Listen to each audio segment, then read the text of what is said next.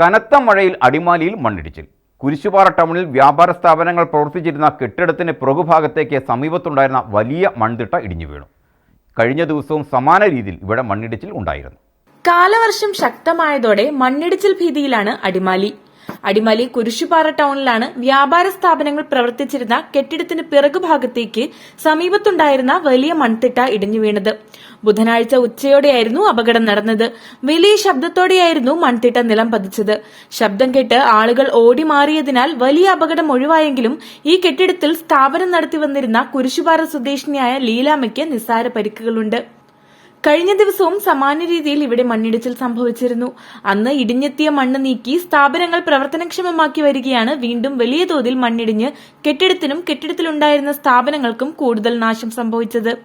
മഴ ശക്തമായി നിലനിൽക്കുന്ന സാഹചര്യത്തിൽ പ്രദേശവാസികൾ ആശങ്കയിലാണ്. News bureau, Adimali.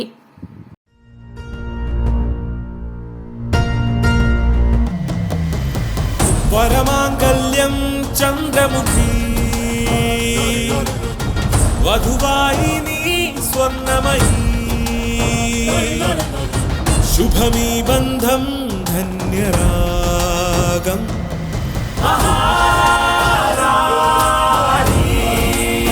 Maharani Wedding Collections, the classic bridal world.